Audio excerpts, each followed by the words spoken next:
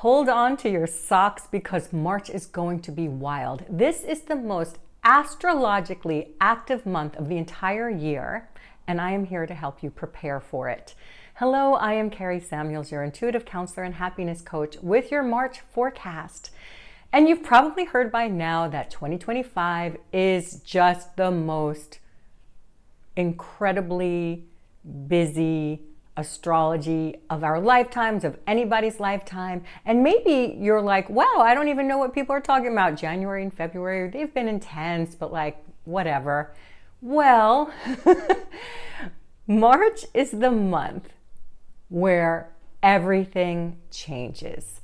January and February have been kind of quiet relative to the rest of the year.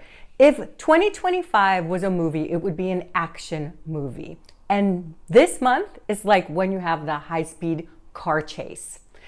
So much to talk to you about. So many plot twists and turns and chapters endings and beginnings. So pull up a chair, grab some popcorn or a cup of tea or a glass of wine or bottle or whatever you need to relax these days. And I'm here to tell you all about the many activities that we have. Actually, I can't even talk about all of them. We would be here all day. I'm going to give you the highlights. And planets are like characters in this movie. And each one has an energy that's very specific. Planets are the archetypes. And that's how we do these celestial forecasts, because we can see the archetypical energy of each planet and how they interact with each other in the signs and the dynamics that they have. And that helps us, astrologers, make forecasts for you, the energetic weather. We do have some celestial storms brewing, and yet there's also some magic as well. There's a lot of opportunities. The world is going to do things like we don't have that much control about what happens in the world. But where things are changing, your soul is responding to the changes in the world. And this is activating parts of you to be alert and alive and wake up and take action. Do things differently. Let's begin at the beginning. Of course, we are in the season of Pisces. The sun is in Pisces until the 20th. And Pisces contains all the other zodiac signs. It's the last of all the zodiac signs. And that's why it's the sign of compassion and empathy. It embodies everything.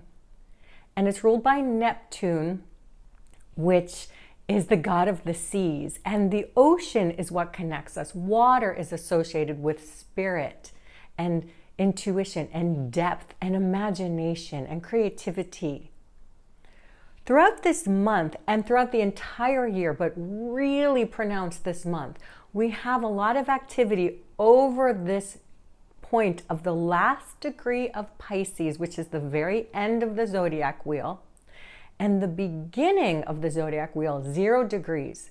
There's a lot of activity passing over this death rebirth point. This month is really activating that. Okay, so we are in the sun sign of Pisces. It's the beginning of the month. Venus, the planet of love, beauty, attraction, money, and values, goes retrograde. Venus's story, retrograde, is really incredible. You may hear in pop psychology or pop astrology that old lovers resurface from the past or things like that. It's so much deeper than that. So Venus retrograde, every 18 months she goes retrograde for 40 days and 40 nights. She starts out as an evening star, rising visible in the evening. And then for a while, she disappears from view. And then afterwards, she emerges as a morning star. So there's this process of retrograde, which is an internal process. Of course, 40 days and 40 nights, it's so like mystical and mythological, just that alone. And because Venus is the planet of values, when Venus is retrograde, you are reevaluating everything in your life in terms of worth. Is something worth your time? Is someone worth your time? Money, energy, all of that is being reassessed, reevaluated, including your self-worth. Now, Venus retrograde in Aries is the sign that she's retrograde in, and then Pisces. So she starts out in a very uncomfortable sign for her. Venus is not happy in Aries. So there's this energy of discomfort, like, ooh, this doesn't feel right. This is helping me feel in my heart where I need to assert myself, where I need to put myself number one. And then she retrogrades back further at the end of the month into Pisces, where she loves to be. She luxuriates in Pisces. And then after you know your self-worth, you can then have more empathy and compassion and allow more beauty and delight into your life. So during Venus retrograde, there's some like do's and don'ts. You don't want to invest great sums of money. You don't want to do cosmetic surgery or really anything that involves love, beauty. It's like you really want to make sure that you're making the right choices, because at the end of the retrograde, things may feel different for you. Those are guidelines. Okay, so Venus goes retrograde in Aries, the beginning of the month, and then March 3rd, Mercury goes into Aries as well. So now you have your heart and your mind in the sign of the warrior. Okay, you see, this is just the beginning of the month. We're just the first 3 days. I have so much more to share with you. Stay with me, right? Because there's a lot here. So this is the beginning of the month. This is the story unfolding. March 3rd, Mercury, the mind, goes into Aries. Again, maybe as you're reevaluating your self-worth, you're figuring out how to communicate in a way that's more assertive. And pay attention to what happens at the beginning of the month, the first 2 weeks, because in the second half of the month, that's when Mercury goes retrograde. But we're not there yet, because before that happens, March 14th, a full moon, lunar eclipse in Virgo. This is the first set of eclipses. Is it? We may have had one already, but we begin this set of eclipses in Virgo Pisces this year. This is a new set of eclipses for us. The Virgo Pisces axis teaches you about compassion and empathy. Virgo and Pisces are signs of service. They're also about your calling. With the South Node in Virgo, it's the releasing. So we're releasing Virgoan themes. Perfectionism. Oh, please let us get rid of perfectionism, please. Workaholism, please, again. And please and thank you. And also, sometimes there's not as much discernment when Virgo is in the South Node. Now, also, there can be health things that come up with a Virgo South Node. And this full moon eclipse is in Virgo, so it means it's a South Node eclipse, which means you're closing a karmic chapter related to Virgo Pisces themes. Again, this could be health, this could be work, career, discernment. And remember, this is for you personally and the world. Virgo also rules service workers. So there's a lot coming up about that, right? And we're seeing it especially in this country. A lot of workers are being let go.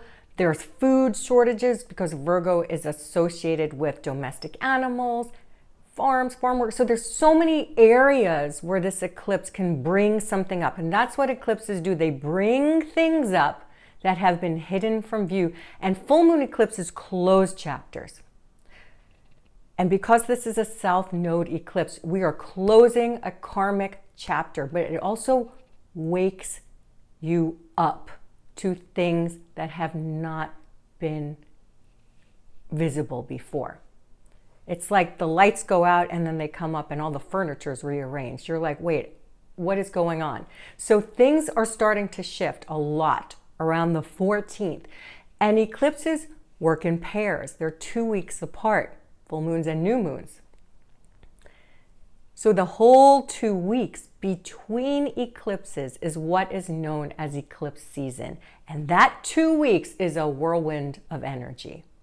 Now, mind you, it would be like intense to have any one of these things so far. And that's not even the biggest thing happening this month. Wait for it. Any one of these things. So they're building on top of each other. So you have Venus helping you reevaluate your self-worth in an uncomfortable sign, which is like helping you be more assertive, helping you put yourself first, helping you understand what value really is, like what's important anymore, what's important in your life, what really matters. Then Mercury going over this zone in Aries where it's going to retrograde later, okay? And then we have this eclipse that's starting to bring things up, wake you up to things that have been hidden from you, your consciousness, but your intuition's been picking up on it. So we have that eclipse on the 14th. The next day, Virgo's ruling planet, so that eclipse on the 14th was in Virgo. Virgo's ruled by Mercury. The day after that eclipse, in the eclipse portal, Mercury goes retrograde. It's going to retrograde back into those degrees of Aries where Mercury went beginning the 3rd. So pay attention because you're going to be going back over that terrain in the sky and in your psyche to help you communicate things more directly. Mercury in Aries can have angry words as well. I believe as things start coming up in the world, there will be more angry words and not just words. The sun moves into Aries on the 20th. Oh, before that, on the 17th, March 17th, the sun, which is your consciousness, your destiny, how you express yourself, how you radiate in the world, will conjunct the north node of the moon. Now, remember, Virgo is in the south node of the moon now, and Pisces is in the north node. That's where we're headed collectively. That's our dharma. That's what we're all meant to learn. So the sun, which is your expression, it's the light that gives life to the world, is going to be conjunct the north node of the moon. The north node is associated with your calling, what's moving you forward in your life. In the sign of Pisces, which is very much about your calling, your service, your dreams. So that is a day during this eclipse portal, during this eclipse season, where you can have light about what your purpose really is. And 2 days after that, on the 19th, the sun is going to conjunct Neptune, the planet of dreams and imagination, at 29 degrees. Remember, we said that 29 degrees is really pivotal throughout this year, but especially at this point in Pisces, the very last of the zodiac. So the sun, your consciousness, connecting with your dreams at the very, very, very, very last degree of the zodiac is about you really feeling into and dreaming a whole new way of being for yourself and the world, because we're going to need your light. We're going to need your vision. We're going to need your imagination. After that, the 20th, that's when the sun goes into Aries and Neptune is still at 29 degrees now. Remember, so we have this eclipse season while Neptune is finishing up its time in the sign it rules, Pisces, in the very last degrees of the zodiac. And so when something is in the last degrees of any sign, that's when you're completing and finishing and learning your karmic lesson. You're mastering it. You're mastering the energy of that sign. I know it's a lot to keep up with, right? If you need to go back, listen again, take notes, whatever you need to do, there's a lot going on here. The 20th, the sun moves into Aries, the birth of the zodiac. This is the first sign. This is the astrological new year. This is when the calendar wheel turns. This is really the beginning of the zodiac. It's not even January. It is March 20th.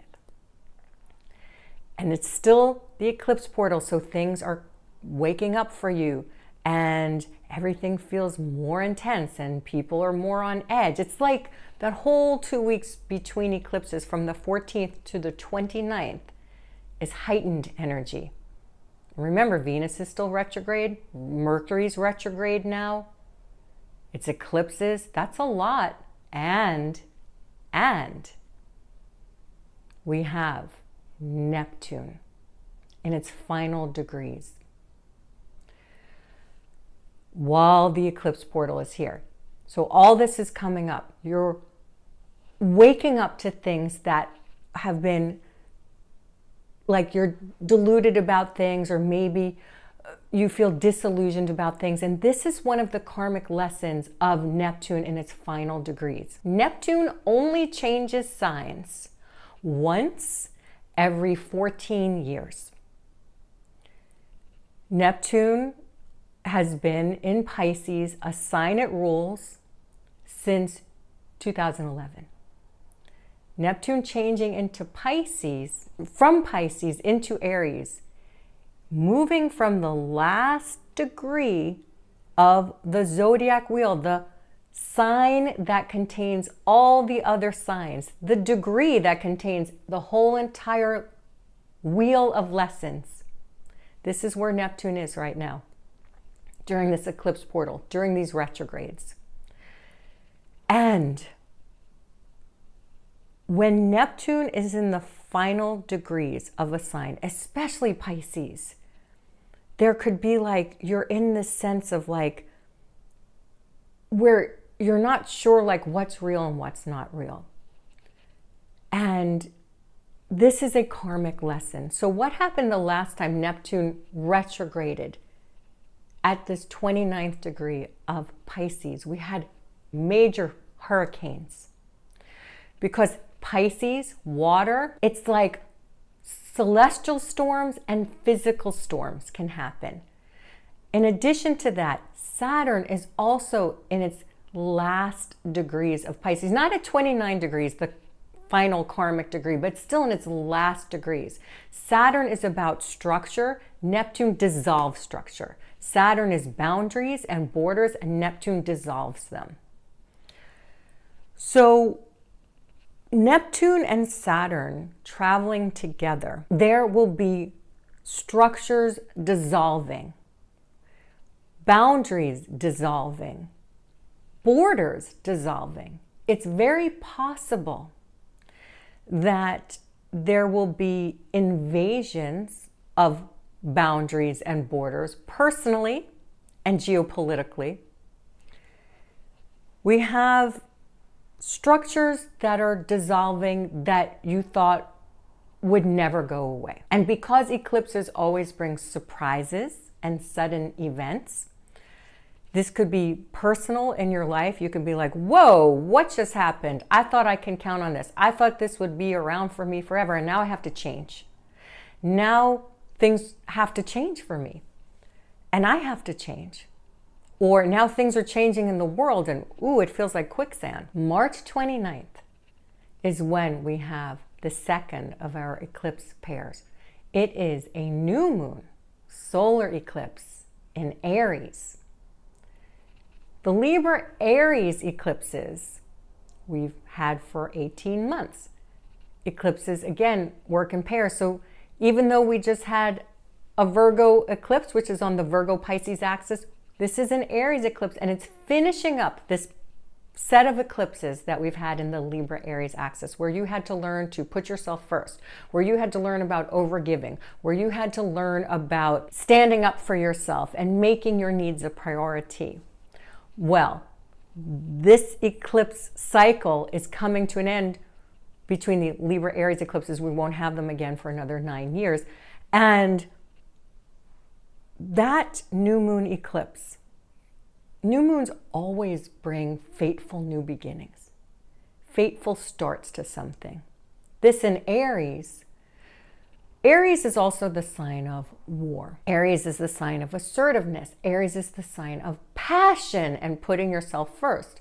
So this could mean something very different for you than it does for the world, because this is an opportunity for you to birth something new, create something out of passion for what you want to bring into the world, for like why you were even put on this planet. It may start to become clear to you around this time. And this is why I say this can be a time of magic and possibilities, because this is the birth of the entire zodiac wheel, right? That 29 degrees Pisces into Aries. And so we're having this eclipse, this fateful new beginning in Aries now. And so for you, it can really bring up something really incredible, something that you feel strongly about, or a connection, a fateful connection with someone or something or a circumstance that could change the course of your life forever, and possibly for good.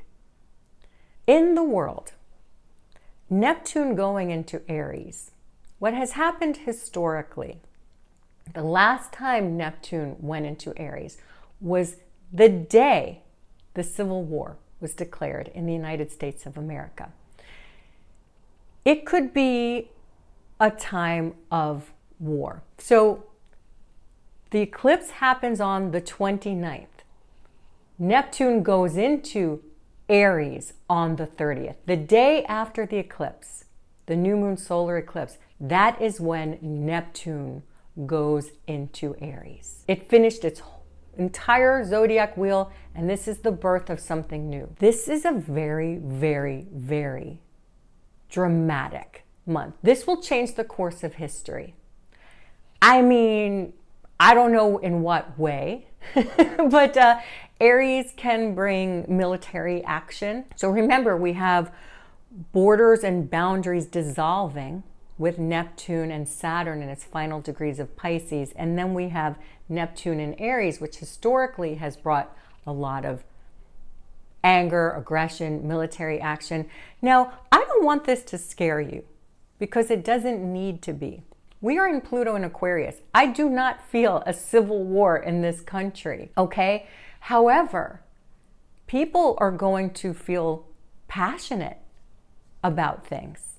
And Pluto and Aquarius is about people power, people rising up and standing up for what they believe in. So I do not know how this is going to play out, but the energetic weather is telling a story personally for you to feel things differently, to reevaluate what's truly important in your life, to think about things differently, to put yourself first, to communicate more clearly and directly, and be okay with feeling anger, because it's telling you that your boundaries are being crossed. And this is a time where boundaries and borders are dissolving, structures are dissolving. And the world will feel that too. And there may be some chaos. There will be things that will be shocking. There will be things that will be surprising. And there will be things that motivate you. Know that you will have a lot of feelings. Know that people around you will have a lot of feelings. The world is changing. But one of the things that astrology does is it shows us what's happening. And everything is in cycles. There's a lot of change happening, and a lot of it is to empower you to believe in yourself and to express yourself with purpose, Because you may have been feeling lately like, what is my purpose? Why am I here? You are here to bring more light. You are here to bring more clarity. You are here to enjoy your life. Even when the world is going crazy, because we need your joy, we need your light, and we need everything that you have to bring into this world. And that is what this month is about. And now, that said, I have 3 steps that will help you prepare for this incredibly dramatic month. Your first action step is to leave lots of space in your calendar. There are going to be so many surprises, so many sudden changes, so many unexpected events, if not with you, with other people in your life, or with transportation, communication, Mercury things, right? You want to leave lots of space. I actually know quite a few people who are traveling this month. You don't need to be afraid to travel. You just need to travel well. Actually, it may be a very good month to travel because it will help you have a different perspective. It will help you get out of your routine and into another way of seeing things. And that is a lot of what eclipses are about. That is what the retrogrades are about. Don't overbook yourself. Make sure you have lots of room for flexibility in case things change, in case someone needs you, in case you need to tend to something. Leave lots of space in your calendar. And if you're traveling, let it be more of a retreat than something where you're overbooking yourself. Okay, please, please promise that you're going to do that. Your second action step is to be prepared for anything and everything. Neptune in its last degrees of Pisces can bring some literal storms. So you want to be prepared for blackouts, electricity outages, banks going down. You want to be prepared for all those things. You want to be prepared if somebody needs you, so that you're not overbooking yourself, and just expect that, like, hey, this may be a time when somebody I love needs me more than before. So I'm going to leave space in my calendar for that. I'm going to know that a lot is coming up this month. And so I will expect it. I will be grounded. Grounding is a great way to be prepared for things, because you always want to be centered so that, if you need to pivot in any direction, you are in your centered, you know who you are, and you're ready to respond to anything. But again, that could mean physical things. So make sure you have some money taken out of the bank, and you have flashlights and candles and some extra food and that kind of thing. Make sure your car is working if you have one, and there's gas in it. All those things. You want to be prepared for anything. Again, this is not to scare you. It's oftentimes that you prepare for something that it doesn't happen, but at least you're prepared, right? Because anything can happen and will. And emotionally, this is what I'm saying. Things are going to be coming up for people, and even if it's not you, it's really important to know that you may need to be there for somebody that you love. And your third action step is to take time for healing. One of the many blessings of eclipses and retrogrades is they get you in touch with thoughts, feelings, intuitive insights that you overlooked. This is a time to go back and touch base with things. Things are going to be coming up for you. Feelings are going to be coming up. Life circumstances are going to bring up feelings for you. Big feelings, so many feelings, a lot of feelings. So you want to be equipped with processing those feelings. Maybe you want to engage in some kind of therapy or journaling practices or breath work or movement, or find somebody to help you. I also have something for you. I am hosting during this eclipse season a free event, Eclipse Alchemy, a night of magic and messages. For so long, I have been wanting to allow people a space to come together for healing, to come together to ask questions with their spirit guides. So we're going to be inviting our guides and spirit protectors for protection and guidance I'm also going to be doing live readings for several participants, and those readings are going to benefit everyone in the group. This is a free event, and you can sign up using the link below, and I'm so excited to share it with you. Again, you can get that using the link below, and it is a free resource for you to come together and receive insight and healing and messages from your divine protectors. It's quite a month. I know it's a lot at once. It's epic. It's really a plot twist, and a lot can happen for you, and it is a time of magic and miracles, among other things. So keep that perspective as everything in the world continues to shift and change, and sometimes unnerving ways. You have the power to respond with your passion, with your purpose, and with your light. That is what you were born for, and I have all the faith and confidence that you will rise to this moment more light and more powerful than ever before. If you have enjoyed this video, share it with your friends. Comment what is coming up for you and how you are processing everything. Remember, I love you so much, and I'm here for you. I wish you a magnificent March and beyond. Lots of love. Bye for now.